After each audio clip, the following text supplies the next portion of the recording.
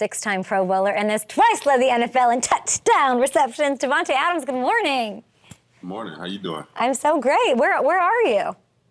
I'm down in my man cave, actually. Oh, is that near the place where you can get breakfast crunch wraps and breakfast burritos and cinnamon twists, or somewhere else? No, that's on the first floor. That's the first floor. Let me see these jerseys. Can we flip? Let me see what we got here. I see.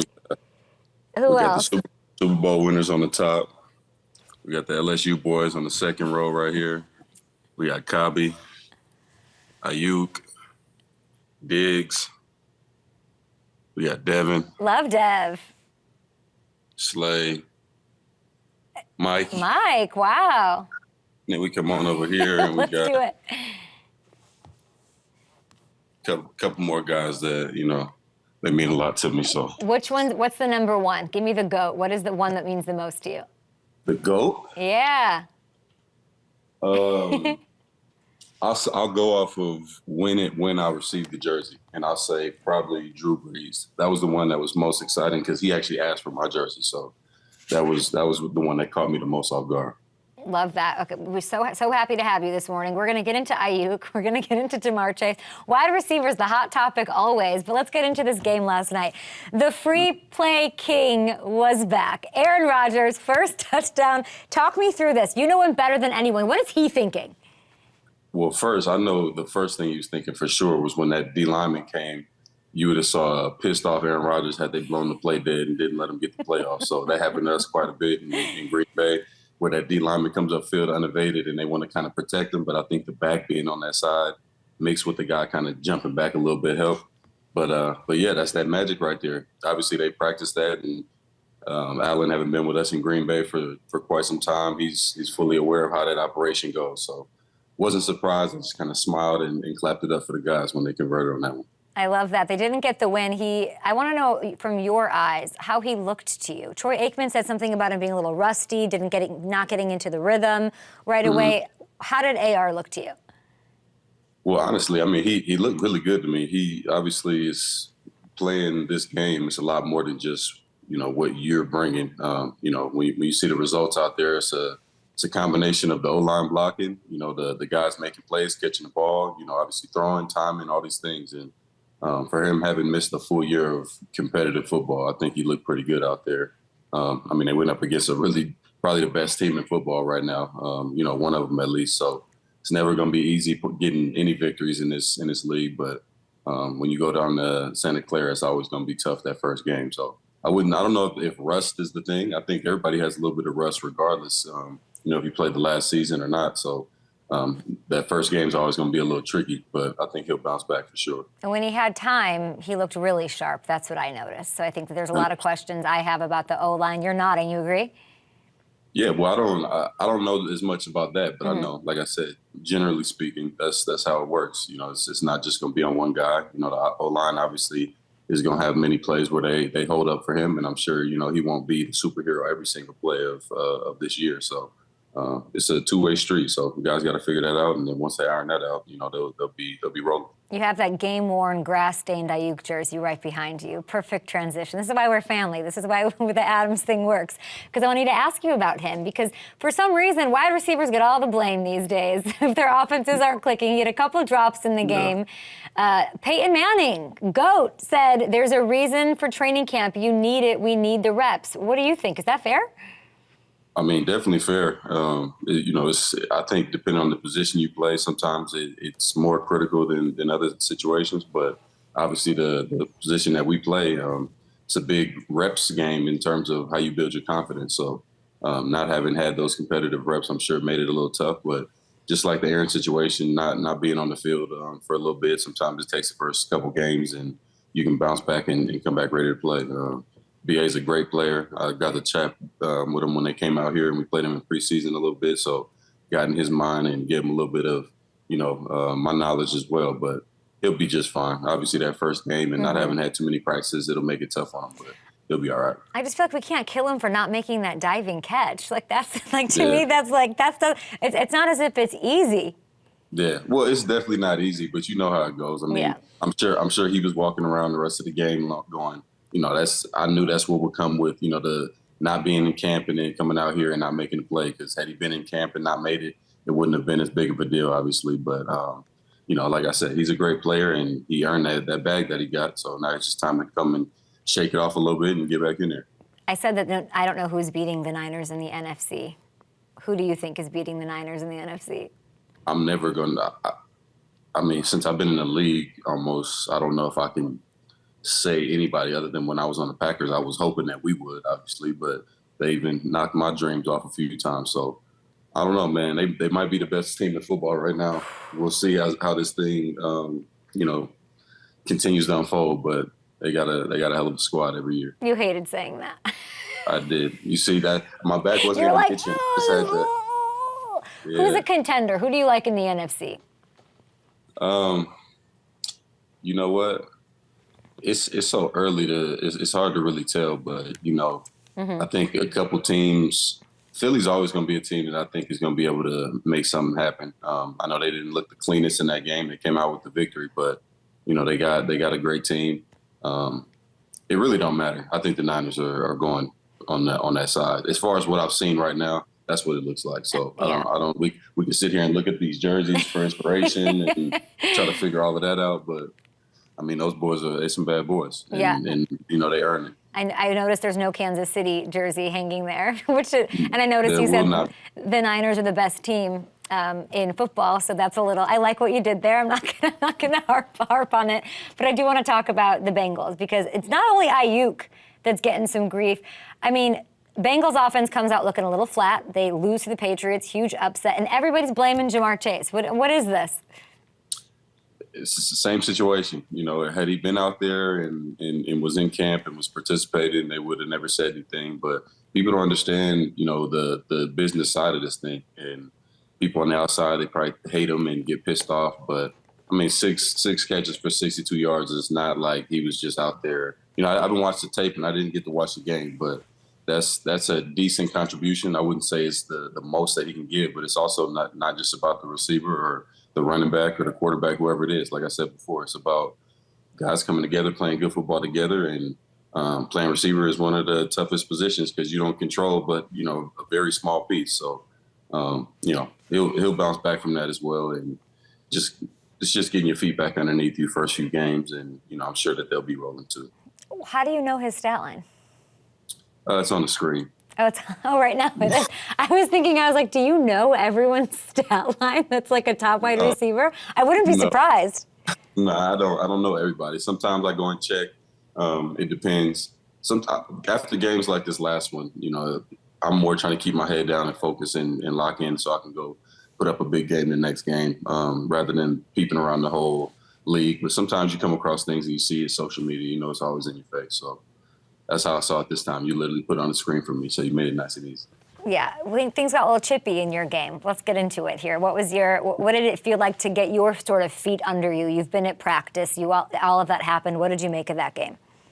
Yeah, I mean, it's the first game. Again, we didn't come out the way that we anticipated, but it's a weird game. Anytime you play against a division opponent, starting the first game, and everybody knows how that last one came out. We kind of handled them. Pretty easily out there in Allegiant. So obviously we knew they were going to come out a little fired up, and we just turned the ball over a lot. And obviously, guys fighting and everything. Just we didn't really have our mind all the way right. So it's time to flip that around and make some changes. I mean, Taylor had an unnecessary roughness penalty on you. Things seemed real chippy. How would you describe this rivalry? Is it a rivalry, big time right now? I mean, any division game for me since I've been in the league is a rivalry. There, we got three rivals, and then anybody else that want to be our rival, we'll take you on too. But that's the way I've always looked at it. Is anytime you got a division game, like I said, starting the season is the same with the Broncos. It's always going to be a little chippy.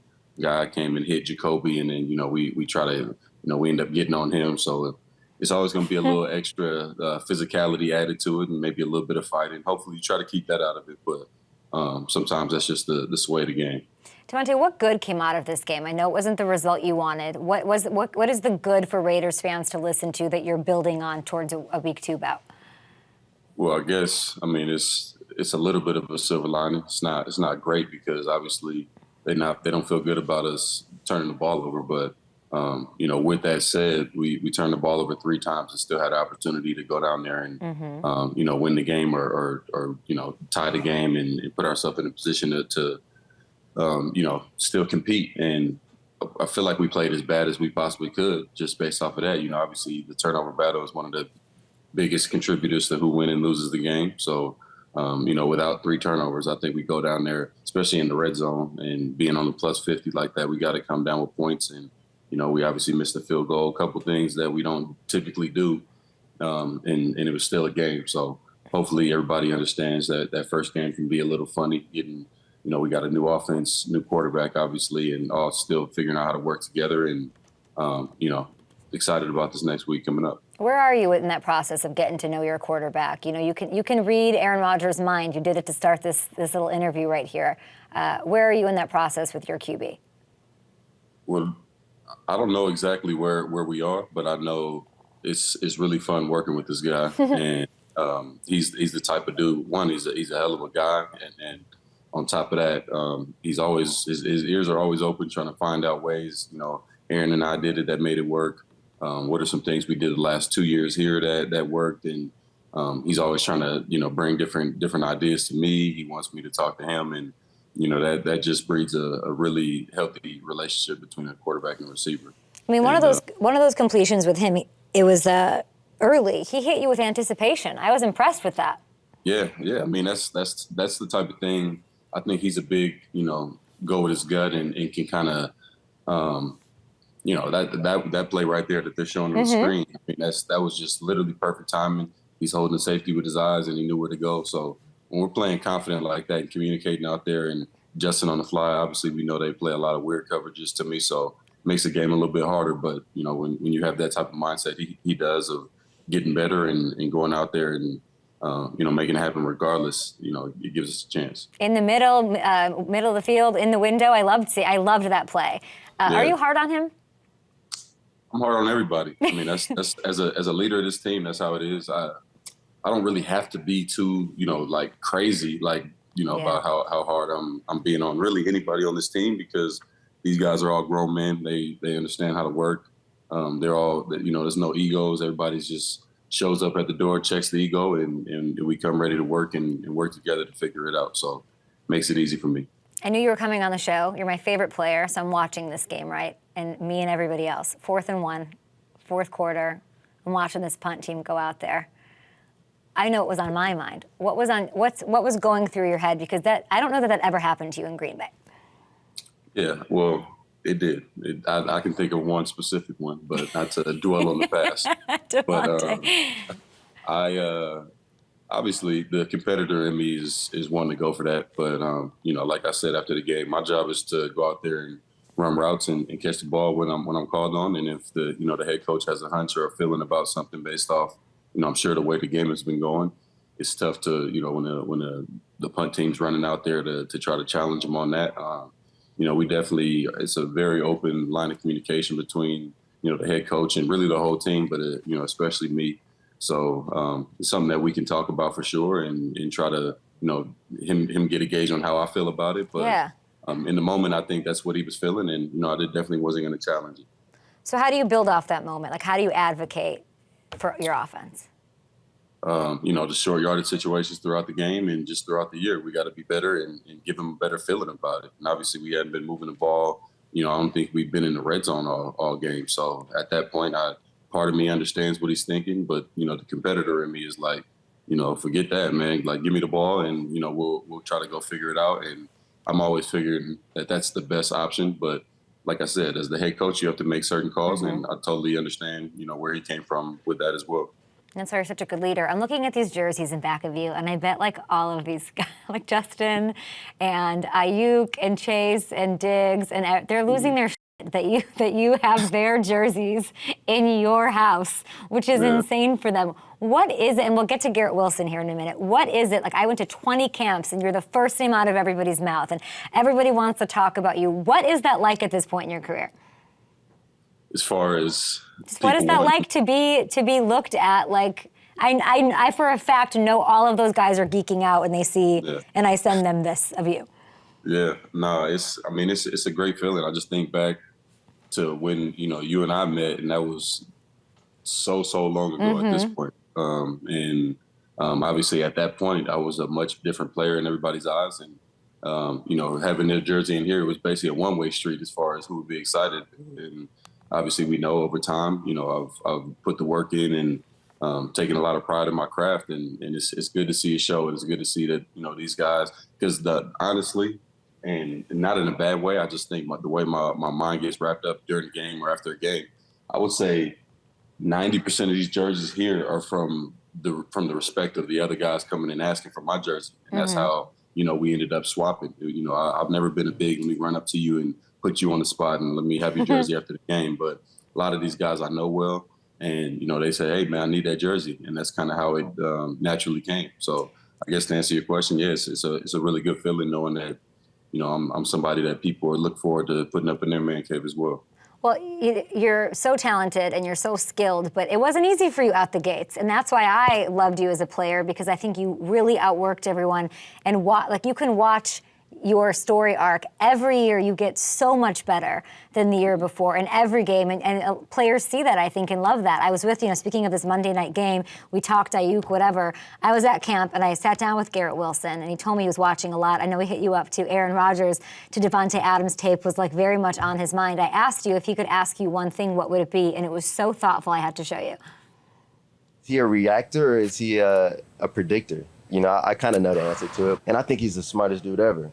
I'm not trying to say that. I just think that he has to be reacting. That's me assuming. I don't know. I would love to ask him. What do you think? Answer his question. Well, one, I got a lot of respect for that dude, and he's one of my favorite dudes in the league right now, just from being around him a little bit and watching his game and seeing his evolution, talking to Aaron and, picking his brain and just seeing what he's like in the meeting rooms and all of that stuff. So I'm a huge fan of G, and, he's always shown me a lot of respect, so it's mutual for sure. But definitely a reactor. I come to the line with a plan of what I want to do and how I want to run the route. And, my goal is to just always be in the driver's seat regardless. I don't ever want to feel like the DB is controlling the route. So, when I start with my release, if a guy jumps inside and, he combats it with whether it was luck or he saw it coming, I like to react, and it's kind of like being a boxer a little bit. You can't come out there and just determine you're about to throw a cross, a jab cross, and then a hook. You throw whatever punch, and then based off how he responds, you may have to dodge one first and then throw another punch. So that's basically how I look at my route running, especially releases, getting off the ball, and then you may not end up with the leverages based off the coverage they play. These teams, we know. God knows that they keep me on my toes with recognizing coverage because they're always doing some exotic stuff, obviously to try to stop us. But, yeah, I'm definitely a reactor, and I feel like that's the best way to be. Davante, I'm having so much fun. Breaking down week one, just talking philosophy, talking ball. How about we do this every Tuesday? I would love it. I'll be here. You'll be here. Don't get mad at me because I'm gonna bring somebody in and you don't have his jersey as far as I can tell. So now we've got maybe some drama. CeeDee Lamb, welcome to the show. Yeah, I need it. Absolutely. I need that, we got bro. some room. You tell me where you want to go, man. Look, we got a whole nother wall going right here. That's what they don't know. Hey, CeeDee, which wide receiver should he take down to put your jersey up? Let's take a look, Davante. Let's take a look at who you got. We ain't gotta take nothing down. Just add him to the list. Just add him to the list. We got a little bit of everything. Yeah. Yeah. Hello. CeeDee, do you have a wall like that? Yeah, but his is a little more elite. I ain't got no Drew Brees. CeeDee, what's it like to have Davante? I know he's one of your top 5 wide receivers. I just read that before the show. Yeah, for sure. No, it's good to see my man's.